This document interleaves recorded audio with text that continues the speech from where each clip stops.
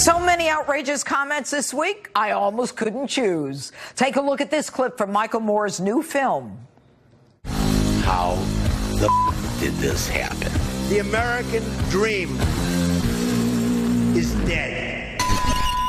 Stop resisting. The president's powers here are beyond question. Ladies and gentlemen, the last president of the United States.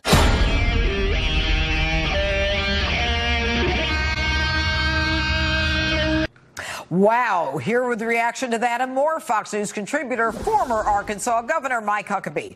All right, Governor. When I saw that, it caught took my breath away.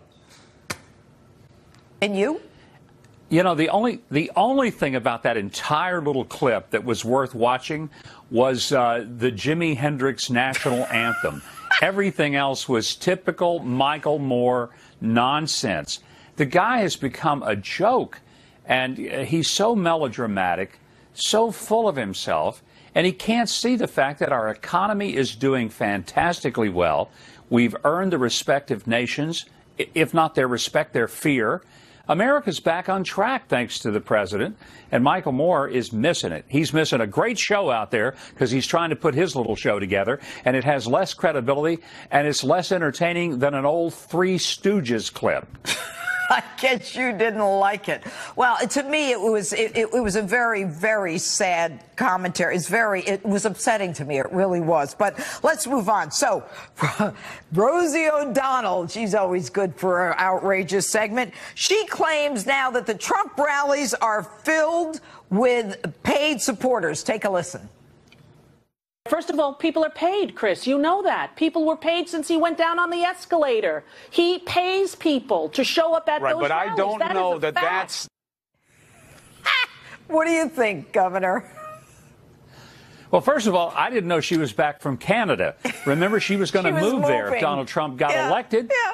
So I guess she's back. Yeah. Because I assume she kept her promise. Here's the deal.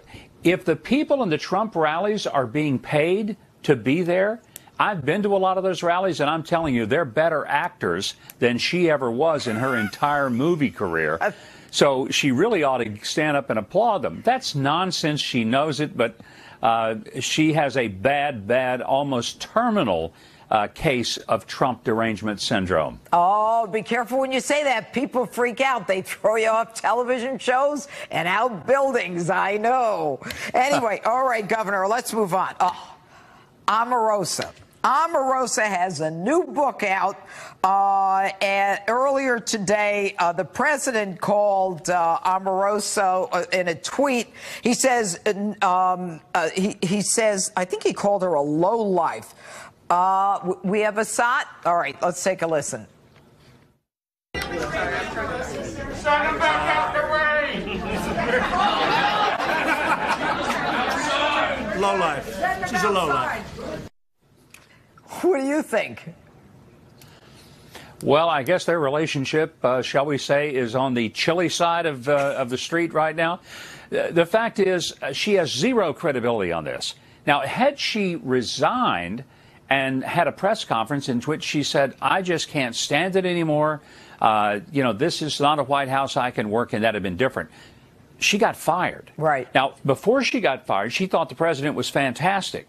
After she got fired, and then she got a book contract, not until, but after she got a book contract, she decided he wasn't so cool after all. Why haven't we heard similar things from other people who have left the White House, like Reince Priebus, H.R. McMaster, Sean Spicer? Many people have left, and others have left the cabinet. You don't hear that from them because, they're not out there to sell a book. They're not out there trying to do something to harm the president. She betrayed his trust. She was either lying before, she was lying now, or she's lying both times.